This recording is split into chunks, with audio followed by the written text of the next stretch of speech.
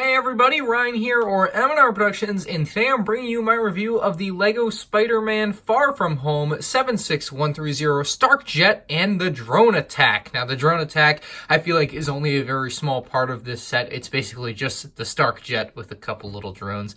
I don't feel like it was necessary to put that in the title, but I feel like LEGO does creative things like that, and that's okay.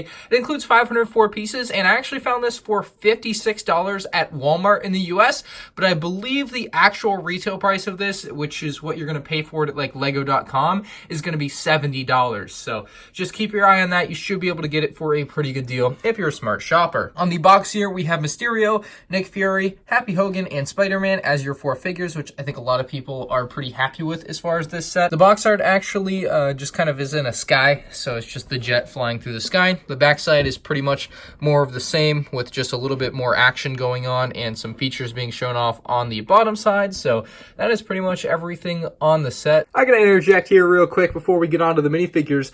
It's been a hot topic as to LEGO instruction mistakes, and I found another one in this book. I keep finding these. It's a very small mistake, but it's a mistake nonetheless. The printing is slightly missing the corner of the piece, so I just thought I would point that out because LEGO has been making a lot of mistakes in their instructions lately. At least I feel like people are noticing it more, so that's the only one that I found in this book. So LEGO fix this. It's on page 42.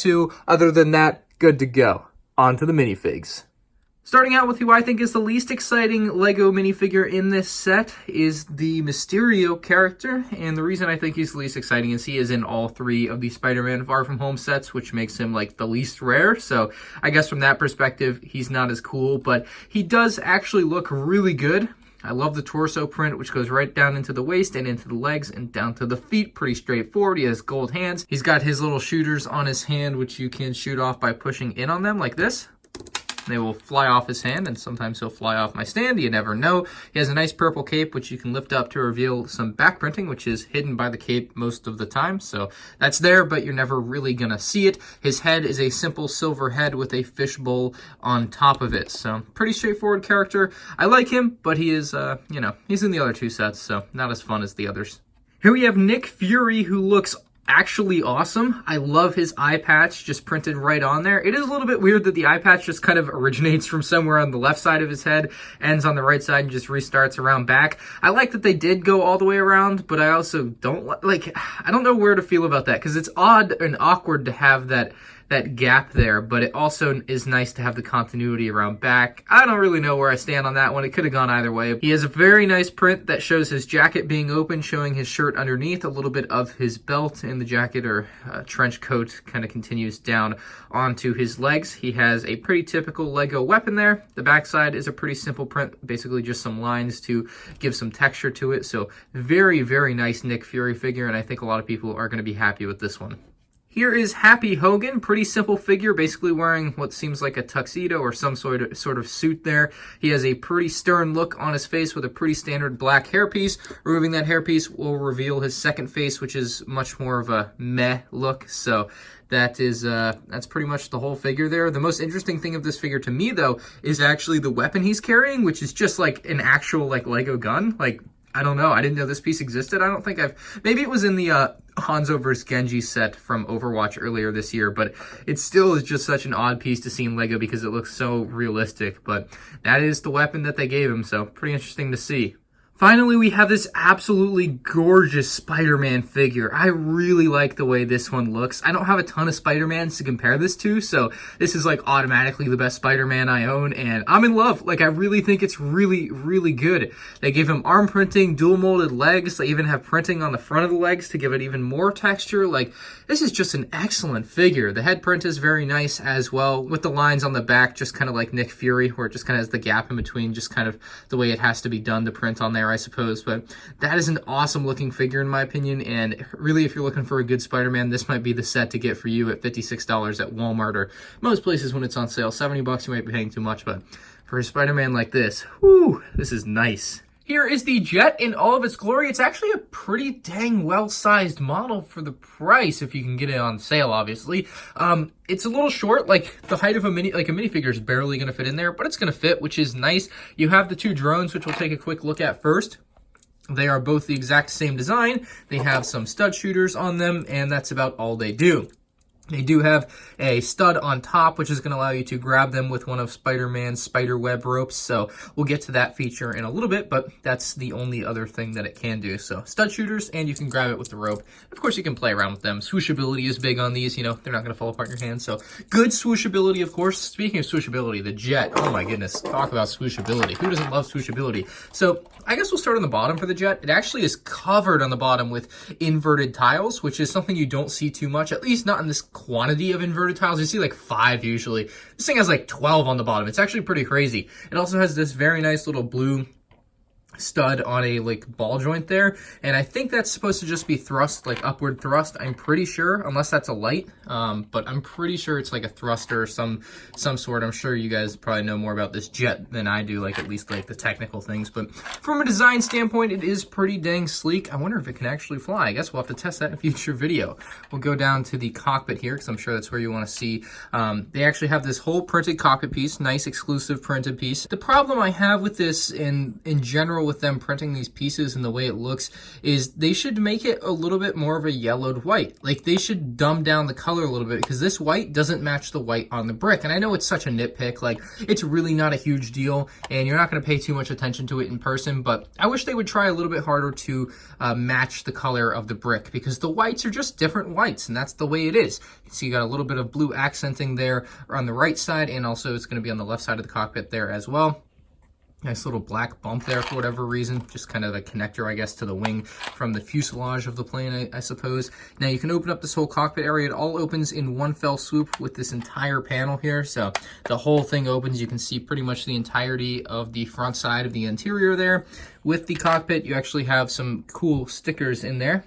I never see the day where I say I see cool stickers, but those are your stickers, and you can actually fit in some minifigures to pilot this. So I guess we'll take Happy Hogan or remove his weapon. You can throw his weapon on the clip back here. A couple of clips, one on each side, so you'll have space for that. Unfortunately, they are studded on the bottom of the Jet here, so the issue with that is the minifigure legs have the potential to actually get stuck down there, and it makes it a little bit hard to take out. So the Jet is just not big enough to accommodate the tiled bottoms that I prefer to see. So that's a little bit unfortunate, but that is just the way it is. We can also grab Nick Fury, sit him down, and we can throw him in behind Happy Hogan pretty easily. Again, same issue is going to be as with Happy Hogan, where he's sitting on studs and doesn't easily come out. Now if we can take his weapon and clip it on there, you'll see no problem to do so, and they are ready to go. There's actually more room for more minifigures in here. You can drop Spider-Man on the back side here, like they show on the back of the box, or there's even space here. You could probably just sit him down. You have a nice little sticker there at that desk, or whatever you want to call it, with a couple of, I assume those are lava lamps, perhaps, or drinks of some sort. I'm not really sure what those are supposed to be, but nice little sticker there. And then, of course, his spider rope, which I mentioned a little bit earlier, and basically, you can have Spider-Man take his rope, and we'll just show off that feature now. So there's one of two ways you can really do this. You can have Spider-Man drop out of the bottom on his rope, which I guess is what we'll do first, because it's kind of unique. You don't really see this type of a feature too much. You know, the standard features you see, like spring-loaded shooters and everything, and flick-fire missiles. Like, this is not one of those. So I believe, if I'm doing it correctly, we can push down on this top bit here. It's going to throw out this panel, which is on a hinge there, and Spider-Man is going to drop out of the bottom. Let's find out. Oh yeah! And now we have Spider-Man flying through the sky on the Jet. So that's a really neat way to have him pop on out of there. I like that. That is really cool. So you have him drop out. Now he's hanging down. You could probably get him to hold on to this better to be more vertical. Actually, you could probably just have him grab onto that right about there or something. But that is Spider-Man ready to fly away underneath the Tony Stark Jet here from Stark Industries. Speaking of that, there is a sticker there. So that sticker, again, is also a slightly different color than the brick, which I think is more noticeable on camera than it really is in person. I think I should mention that. Like, I don't feel like it's as noticeable when I'm looking at it versus when I'm looking at it on a screen on camera. So loading Spider-Man up is a breeze as well. You push him in, push that up, and you are good to go. Sticker designs for windows on the sides there. You can see they use some inverted slopes on the bottom side a lot to get the shaping right, and it actually works out really well. Nice little wings with little blue tips on the end. Also, you have trans blue studs for the stud shooters here. shoot off pretty easily, as you would expect, and a reload, yeah, just as easy. So no problems or complaints with that. On the back side here, underneath the Stark Industries sticker, we're actually going to find another little hidden compartment, which you might not have expected to be back here, but you can pull up on this. It's actually got a pretty tight connection there, so you got to give it an actual good pull. And you have these in here, which are pretty nicely stored with a lot of space in there, actually. Like, I feel like you could have even more of these in there, but there's just a few of them. I believe they're canisters or bombs of some sort. I'm not really sure what these are supposed to do within the Spider-Man Far From Home movie, but they are in the set. They drop out of the plane in some capacity. At least that's what they show on the box. So you could actually put these up in this compartment up here and drop them out, kind of like we dropped Spider-Man out. So same concept there. They're just stored in the back here. They can't drop out from the back again. You have to like physically move them to the front to drop them out, but that is a feature that's included. The back side of the jet shows off a little bit of an engine, which interestingly enough also has a blue flame. So everything on this is like white and light blue, which I really like. I'm glad that they didn't put like orange back here. It just has a really nice color scheme to it that just I think the light blue highlights really make this set for me. Just having that baby blue or trans blue, whatever you want to call it, really is nice. Little panels on the back here you can move up and down as you please, but mostly going to leave those stationary. So the only other feature that there really is you can take the Spider-Man web rope. There's Spider-Man up on top here, I suppose. That's the way they kind of show it on the box. And he can actually grab onto one of the drones. So you actually just drop this onto the stud on top, and you can have him just grabbing onto a drone as they're flying away.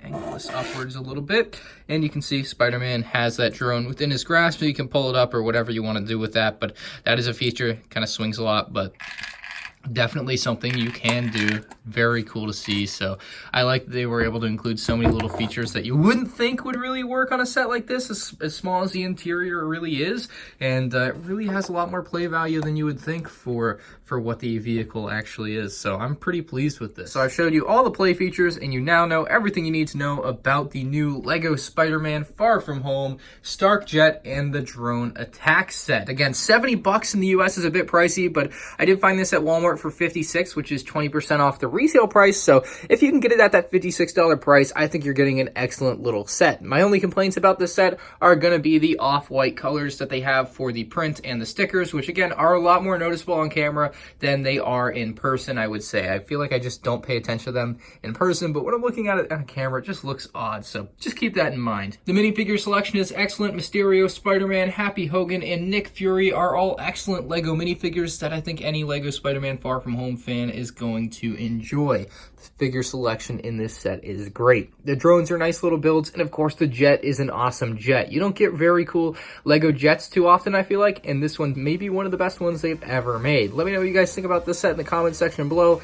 I'm going to give it an overall rating of 8.5 out of 10. The $70 price is a little bit high for 504 pieces. Again, that's the retail price, and I only paid $56 for it, but assuming I had paid $70, I would feel a little bit ripped off on this one at $70. So again, try to get it on sale. That's my review of the Lego Spider-Man Far From Home Stark Jet and Drone Attack. Thank you all for watching, and check out my other Lego Spider-Man Far From Home set reviews on my YouTube channel. Subscribe to my YouTube channel if you don't want to see Subscribe to my YouTube channel if you want to see more future awesome Lego videos, and I'll see you guys in the next one. Peace out.